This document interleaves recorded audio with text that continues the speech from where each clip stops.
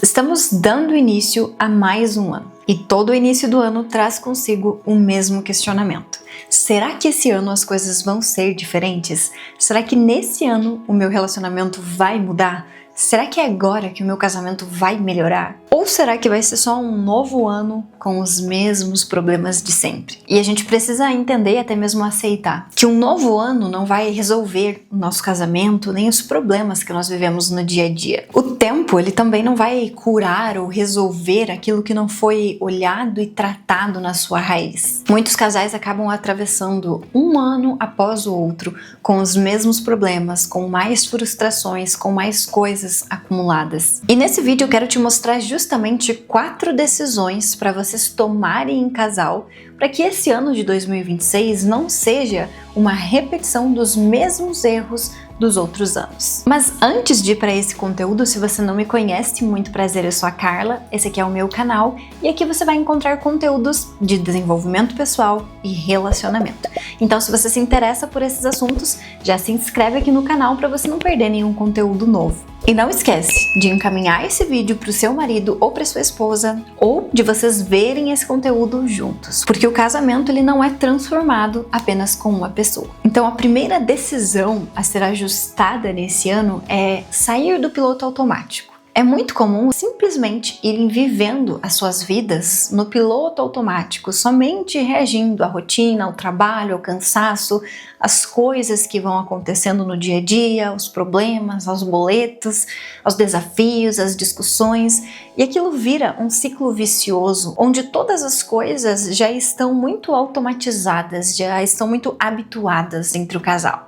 Então, às vezes são discussões, brigas, silêncio, desconexão, desalinhamento. Às vezes é uma dificuldade com a dinâmica que o casal instalou na própria vida. Enfim, esse casal não para entender o que está acontecendo, o que precisa ser ajustado, simplesmente vai levando de forma automática. E cada vez mais isso vai gerando afastamento, desconexão, vai gerando problemas no casamento. Muitas vezes o casal nem se encontra mais no meio de tantas coisas que estão automáticas. Já não sabem mais o que seria fazer algo espontâneo, ou uma surpresa, ou alguma coisa diferente, para justamente tirar um pouco daquele peso, para tirar um pouco daquele padrão que é cansativo que a gente segue todos os dias na nossa vida. E todo casal precisa parar para conversar sobre aquilo que funciona, sobre aquilo que identificou que não tá bom e que precisa ser melhorado. Precisa também definir as prioridades, os objetivos, o que aquele casal realmente deseja, o que é prioridade naquele momento, quais são os objetivos do casal, para onde eles estão indo. Tudo isso precisa ser conversado. E para ser alinhado um novo caminho, uma nova rota para a vida de vocês, é preciso sair desse piloto automático. É preciso sair desse ciclo que muitas vezes os casais ficam girando por anos, sem parar para entender se isso tá legal, se isso tá aproximando vocês da vida que realmente vocês querem viver, ou se simplesmente vocês só estão sobrevivendo um dia depois do outro, sem nem saber exatamente para onde vocês estão indo e principalmente sem melhorar a cada dia o casamento de vocês. E aqui fica uma pergunta para o casal: vocês estão construindo a vida que vocês querem ou somente estão administrando problemas? A decisão 2 vem como uma consequência da número 1, que seria justamente organizar a vida na prática. A rotina, a casa, os hábitos, a dinâmica entre vocês no dia a dia. Muita gente pode até pensar que isso não tem importância ou que do jeito que tá tudo certo e tá tudo bem e tá funcionando. O que muitas vezes os casais não param para perceber é que justamente a rotina que vocês têm diariamente, a dinâmica de vocês, o que acontece no dia a dia dentro da casa de vocês, os horários, como que tudo funciona, tudo isso impacta muito no casamento de vocês.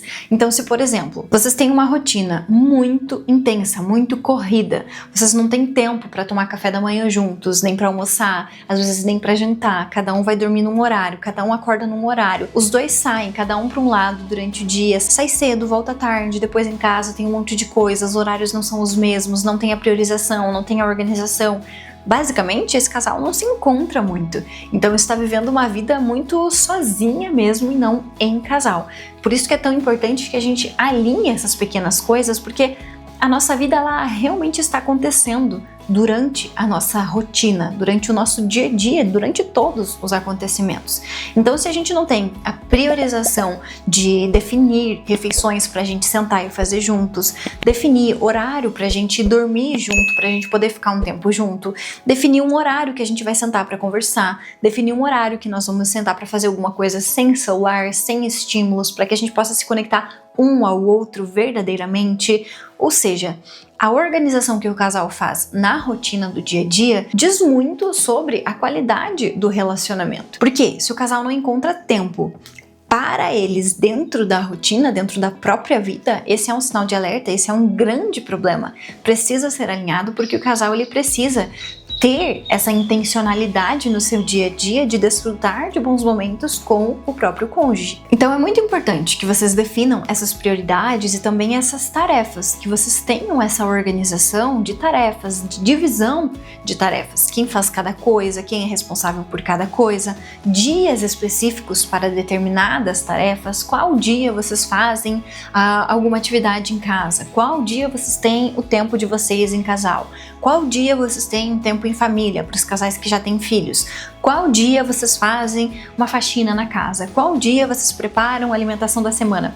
Ou seja, coisas pequenas que vocês precisam organizar para que isso não acabe se acumulando e virando uma bola de neve de desorganização e de distância entre vocês, inclusive de brigas também, porque quando as coisas estão desordenadas, vai gerar um estresse maior, vai gerar mais brigas, mais discussões e mais problemas entre o casal. Então é muito importante que isso seja alinhado. A terceira decisão é alinhar a vida financeira. E aqui vem algo muito importante, muito crucial para os casais, porque normalmente esse é um ponto delicado, é um ponto sensível para muitos casais. Porque muitas vezes os casais, eles concordam em dividir tudo, dividir a vida, dividir os filhos, dividir a casa, dividir a cama, mas quando fala do dinheiro, aí não, aí é cada um tem o seu, eu tenho o meu, você tem o seu, eu cuido aqui, você cuida aí e tá tudo certo. Mas é importante que a gente entenda que uma vez que a gente escolheu dividir a vida com essa pessoa, a gente escolheu dividir tudo, as coisas boas, as coisas ruins, as dificuldades, as conquistas e também o nosso dinheiro. Por que a gente não dividiria, não compartilharia, não somaria a questão financeira com o nosso marido ou com a nossa esposa? Na nossa visão, não faz sentido. Então, o que a gente defende, o que a gente prega, o que a gente vive e o que a gente ensina, inclusive, para os casais que nós acompanhamos, é que o casal tem o dinheiro do casal. Os dois podem ter uma renda, os dois podem trabalhar, os dois podem contribuir, mas no final das contas, aqui vai ganhar X valor, aqui vai ganhar Y e o dinheiro vai ser somado e o casal vai ter X mais Y, totalizando um valor total que é do casal, que é da família. Ou seja, tudo que entra, independente de qual lado entrou, é do casal. Esse dinheiro pertence ao casal. O casal vai pagar as contas, o casal vai tomar as decisões, o casal vai fazer o que precisa com o dinheiro e o casal vai decidir onde vai destinar cada coisa. O que precisa ser comprado, o que precisa ser investido, o que precisa ser economizado, enfim. Juntos vocês organizam quais são os objetivos, quais são as metas, qual vai ser a finalidade daquele dinheiro. Mas nós consideramos que não seja a melhor forma, que não é a forma mais saudável de se lidar com as finanças quando a gente tem coisas separadas. Quando a gente divide, você paga tal conta e eu pago tal conta, você faz isso que eu faço aquela outra coisa, e a gente vai dividindo assim como se a gente estivesse morando com um colega mesmo, dividindo um apartamento com outra pessoa, assim como a gente fazia quando era lá adolescente, né? A gente não considera que essa é a melhor forma, porque a gente precisa ter um olhar para o nosso casamento de unificação mesmo, de família. Então a gente soma as entradas, a gente vê quantas são as saídas, a gente paga as saídas e a gente decide juntos ali com o que sobrou o que a gente vai fazer. Se tá faltando, o que a gente vai fazer para trazer para a gente conseguir suprir essas saídas ou o que a gente pode enxugar, enfim, a gente vai tomando decisões conjuntas, mas sem esconder coisas, sabe? Sem esconder uma conta, sem esconder quanto eu ganho, sem esconder quais são verdadeiramente os meus rendimentos, quanto de dinheiro eu tenho. É comum a gente ver casais onde um não sabe o quanto o outro ganha. Então você percebe o tanto de distanciamento e o quanto que falta de intimidade realmente, de conexão, de transparência entre esse casal para que esteja um de cada lado e um não sabe quanto o outro ganha? Como que vocês vão construir uma vida, uma família, fazer planos, projetos, objetivos juntos, se vocês nem sabem quanto de dinheiro vocês têm? Cada um sabe quanto tem para si, né? Cada um sabe do seu lado, mas somado, quanto dá isso? Não tem muito sentido se a gente escolher compartilhar, dividir a vida com alguém e viver nas finanças dessa forma tão separada. Inclusive é outro ponto que dá muita briga, porque principalmente vai gerar uma insegurança, uma desconfiança muito grande. Porque eu não sei nem quanto você ganha, então eu não sei quanto você gasta e também não sei onde você gasta esse dinheiro. E também não tem como a gente fazer planos e projetos futuros, porque eu não sei se a gente pode arcar com essas despesas, porque eu não sei quanto de dinheiro a gente tem junto. Então fica tudo muito mais complexo e fica tudo muito mais incerto. Então não tem como a gente fazer um planejamento a longo prazo, não tem como a gente organizar da melhor forma, porque a gente não tem muita informação. Então esse é um ponto de atenção no casamento e a gente precisa olhar com essa visão de unificação e não de separação. E a quarta decisão é proteger o vínculo do casal. Aqui a gente está falando de realmente priorizar o seu casamento acima de qualquer coisa e acima de qualquer pessoa. Muitas vezes a gente costuma perceber pessoas que normalmente têm tempo para todas as coisas, para todas as atividades, para todos os afazeres, para trabalho, enfim, para amigos, para eventos. Mas quando a gente fala de tempo em casal, dentro do casamento, aí nunca tem tempo. Nunca dá. Hoje eu tenho um compromisso, hoje eu tenho futebol, hoje eu tenho compromisso com as minhas amigas, hoje eu vou sair aqui, hoje eu vou fazer não sei o quê. E aí o casal nunca consegue um tempo para eles dois, um tempo de qualidade do casal, seja para ficar em casa, para assistir um filme, seja para sair para um jantar, seja para sair para um passeio, seja para fazer qualquer coisa, os dois, um tempo de qualidade entre o casal. E quando a gente não prioriza isso, a gente não protege esse vínculo, é inevitável que esse casamento ele vá esfriando. É inevitável que a gente passe a olhar o casamento somente como um campo de batalha, somente onde a gente vai para resolver conflitos, onde a gente briga, onde a gente divide despesas, onde é algo ruim mesmo, porque intencionalmente nós não estamos tirando o tempo para fazer com que esse casamento seja bom, para trazer de volta os motivos pelos quais a gente começou, para nutrir aquele vínculo, aquela conexão, aquele contato próximo mesmo, de carinho, de confiança, de parceria. A gente não prioriza tudo isso, então a gente vai se perdendo e as outras coisas externas acabam se tornando muito mais atrativas. Afinal de contas, em casa eu só tenho um problema. É pesado, é trabalho, é complicações, é cobrança, são coisas mais pesadas que acontecem. Mas aí quando eu saio no externo com outras pessoas, em outros lugares, com outras coisas, daí é muito mais gostoso. Daí é leve, daí eu tenho risada, daí tem momentos bons, aí eu me sinto bem e aí eu quero ir lá. Porque é como se dentro do nosso próprio casamento, da nossa própria casa, a gente não encontrasse essa satisfação para que a gente tenha esse desejo de ficar ali, de investir ali, de passar tempo ali. É como se aqui fosse pesado e lá fora, onde estivesse algo que realmente é bom, que me satisfaz, que me paga, que traz esse prazer para minha vida. E isso não pode acontecer, porque isso é muito grave. Porque senão a gente sempre vai querer ficar voltado para fora e a gente vai deixar o nosso casamento e o nosso cônjuge. A gente vai deixar, porque aquilo ali vai parar de fazer sentido. Vai ser algo muito sofrido pra gente. E nós, como seres humanos, automaticamente queremos fugir da dor, queremos fugir de tudo aquilo que é desconfortável. E é por isso que o nosso casamento não pode ser desconfortável o tempo todo ou ruim o tempo todo.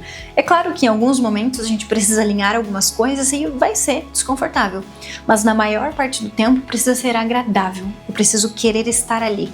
E isso não acontece por acaso, acontece por uma construção intencional do casal, que faz coisas para que o relacionamento fique bom, que faz coisas para que o casamento se fortaleça, para que a gente tenha justamente essa conexão, para que a gente tenha essa unificação, para que a gente tenha esses bons momentos. Porque quanto menos o casal se conhece, quanto menos o casal está disposto a fazer com que esse casamento seja muito bom, menos esse casamento vai ser bom. Então o nosso casamento ele sempre vai ser proporcional ao esforço que nós fazemos para torná-lo algo muito bom. Talvez 2025 tenha sido um ano difícil para vocês. Talvez vocês tenham passado por diversos desafios, brigas e discussões. Mas aquilo que passou não vai definir o futuro de vocês. Mas agora, começar 2026 cometendo exatamente os mesmos erros do ano passado, isso sim vai definir o resultado que você vai ter no final desse ano. Por isso que é tão importante que você olhe para o seu casamento como o seu bem mais precioso, para que você sempre esteja fazendo o que for preciso para alinhar ele. E o primeiro passo para a gente fazer um ano diferente é justamente a gente planejar esse ano para a gente ter uma previsibilidade do que vai acontecer, para onde a gente está indo, como que vai ser. E para ajudar vocês nesse planejamento, nós criamos o planejamento anual do casal e estamos disponibilizando gratuitamente no nosso grupo VIP. Eu vou deixar o link aqui embaixo na descrição desse vídeo para você acessar e para vocês já organizarem o ano de vocês, para vocês já começarem de forma diferente e não cometendo os mesmos erros. E nunca esqueça, o casamento não muda por esperança, ele muda por decisão.